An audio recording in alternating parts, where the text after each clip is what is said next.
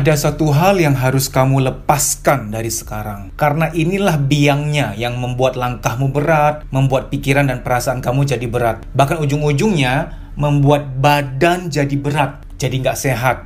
Tanpa kita sadari, kita tuh kayak tanda petik terdidik, terdoktrin bahwa apapun yang kita alami, masalah apapun, persoalan apapun, kita kayak yang secara otomatis pengen tahu jawabannya sekarang juga. Kenapa sih ini terjadi padaku? Kenapa sih kok dia jahat banget? Kok harus aku yang ngalamin ini sih? Ada apa sih? Kok begini banget hidupku? Kenapa? Kenapa kok dia mengabaikan aku? Kenapa kok dia tega banget? Kenapa aku harus mengalami semua masalah berat ini? Aku nggak mau. Kenapa aku yang mengalami ini? Kenapa? Tahukah Anda, secara psikologis, pertanyaan di otak kita, kenapa ini nih yang membuat kita terasa berat, yang membuat kita tuh nggak bisa menikmati hidup. Kita harus tahu satu kebenaran. Ini tidak hanya pengetahuan, tapi kebenaran. Kebenaran itu levelnya di atas knowledge, di atas pengetahuan. Kebenarannya adalah apa yang kamu alami sekarang, masalah atau persoalan apapun yang kamu alami sekarang, selalu jawabannya itu nanti. Kenapanya itu akan terjawab nanti, bukan sekarang. Sebagai contoh supaya kita mengerti ya, saya nggak mau omongin orang lain, saya ngomongin diri saya sendiri aja. Jujur, saya sharing, di masa kecil saya itu banyak kepahitan. Masa-masa kelam, masa-masa sulit, masa-masa tidak bahagia. Jujur secara manusiawi, Dedi kecil bertanya, kenapa ya? Kenapa harus aku yang ngalamin ini? Kenapa aku begini? Kenapa aku begitu? Kenapa dia begini sama aku? Kenapa aku harus mengalami semua ini? Kenapa? Nah, kenapa ini memang tidak terjawab waktu itu. Sama sekali tidak terjawab. Nah, terjawabnya tuh sekarang. Ternyata semua kekelaman di masa lalu, kepahitan di masa lalu, terjawabnya sekarang. Yaitu bahwa saya bisa sharing, saya bisa bantu meringankan beban orang lain. Dan jatuhnya nggak omdo. Omdo tuh omong doang. Jatuhnya nggak teori tok. Kenapa? Karena saya ngalamin.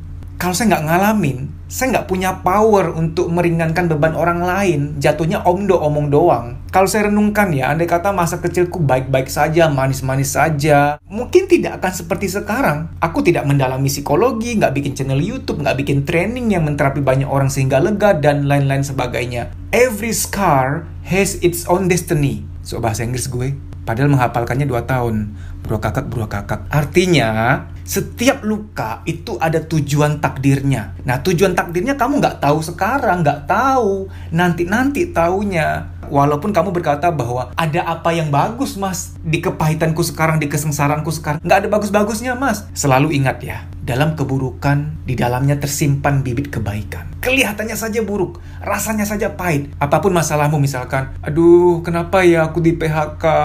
Aku ada salah apa? Kenapa ya? Nah, kita nggak tahu ke depannya gimana.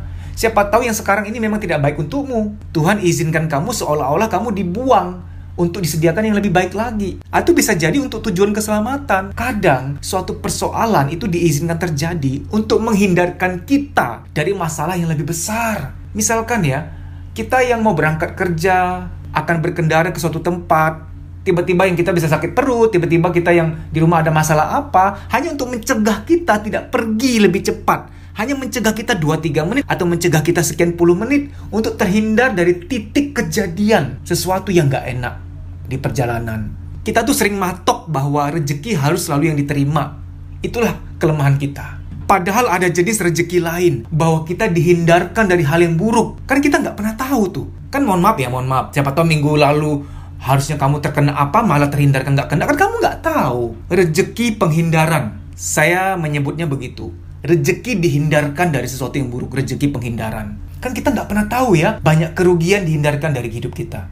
Banyak kecelakaan dihindarkan dari hidup kita. Sebagai contoh ya, ada anak yang punya orang tua toksik. Orang tuanya tuh toksik banget, marah-marah, maki-maki, bahkan mohon maaf nyumpah-nyumpahin. Kayaknya tuh nggak mungkin ada kebaikan dalam persoalan ini. Kenapa aku mengalami ini? Kenapa harus aku mengalami ini? Kenapa papa mama jahat? Kenapa? Memang kayaknya gelap gitu loh. Tapi one day kamu akan tahu.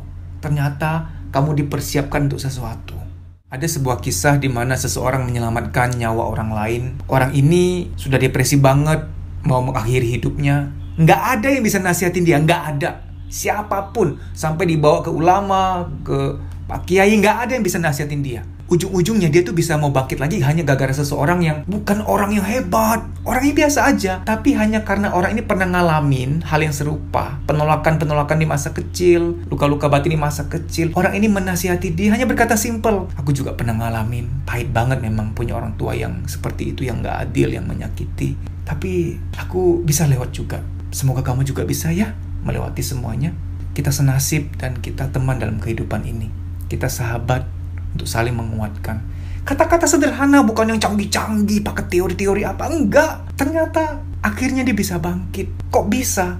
Saya yakin bukan kata-kata indah yang menguatkan dia, bukan kata-kata canggih yang membuat dia bangkit, bukan kata-kata motivator yang kompleks banget, yang jago dalam bahasa, bukan. Tapi karena ada energi di situ. Kata-kata yang keluar dari batin yang pernah mengalami, itu energinya beda loh kekuatannya, frekuensinya tuh beda loh. Saya nggak mau muluk-muluk menjanjikan kamu apa-apa dalam video ini.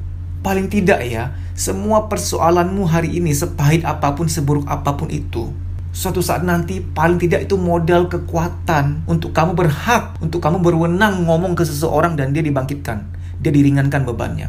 Orang-orang lain gak bisa ngomongin dia karena mereka gak ngalamin. Mereka omdo doang jatuhnya, teori doang. Kamu enggak, kamu ngalamin. Kamu berhak, kamu berwenang untuk mengatakan sesuatu. Dan beda kekuatannya. Suatu saat kamu akan meringankan beban seseorang. Dan kamu akan rasakan, oh ternyata ini toh jawabannya. Supaya aku bisa bermanfaat, bisa meringankan, bisa memudahkan bahagia orang lain. Paling tidak itu yang kita bisa lihat di masa depan. Hal-hal lain yang mungkin saja terjadi, perbaikan karir, kamu dimuliakan, punya rezeki lebih banyak, kamu bisa menikmati hidup lebih luas, berkenalan ke lebih banyak orang. Saya mengalami ya, banyak ujian dalam hidup saya, ujung-ujungnya tuh membawa saya kepada perkenalan dengan orang-orang lain, pertemanan-pertemanan yang hebat, yang gak mungkin saya raih, yang gak mungkin saya alami kalau saya gak mengalami ujian itu. Saya jadi ngerti ini itu yang gak mungkin saya akan masuk ke dunia pengetahuan itu kalau saya tidak mengalami ujian-ujian tersebut sebelumnya. Saya ulangi ya, berhentilah bertanya mengapa, kenapa, mengapa aku mengalami ini, mengapa. Berhentilah bertanya demikian. Stop. Karena rahasia dalam hidup ini adalah jawaban atas apa yang kamu alami. Mengapa-mengapanya itu, jawabannya nanti. Nanti itu kapan saya nggak tahu, itu rahasia Tuhan.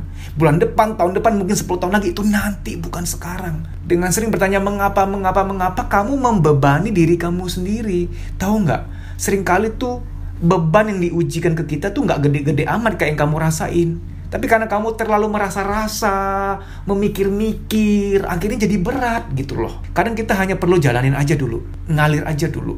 Sambil berdoa dan berusaha loh ya, bukan cuma ngalir tok, bukan.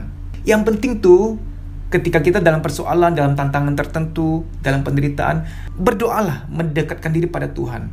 Sambil berusaha, sambil berikhtiar apa yang bisa diusahakan. Jangan cuma diem tok. Sambil menunggu jawaban Tuhan, ini kenapa sih ini terjadi?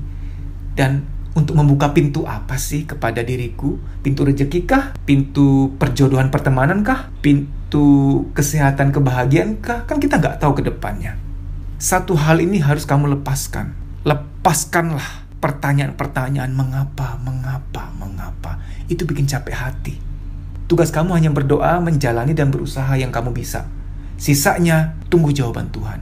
Dan keadilan dari Tuhan itu adalah rahasia Tuhan. Maaf kalau saya kurang sopan ya. Jangan lancang untuk berusaha masuk ke areanya Tuhan.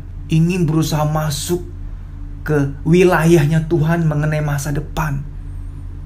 Pokoknya aku harus segera dapat jawaban. Pokoknya aku harus segera mendapat keadilan Tuhan. Siapa kita gitu loh, yang berani-beraninya untuk pengen speed up, mempercepat pintu keadilan segera terbuka, pengen mempercepat jawaban Tuhan agar segera datang. Kita nggak bisa gitu. Namanya juga kita ini hamba gitu loh. Rela menjalani dan lihatlah, nggak ada sabarmu yang sia-sia. Keadilan Tuhan akan datang. Amin.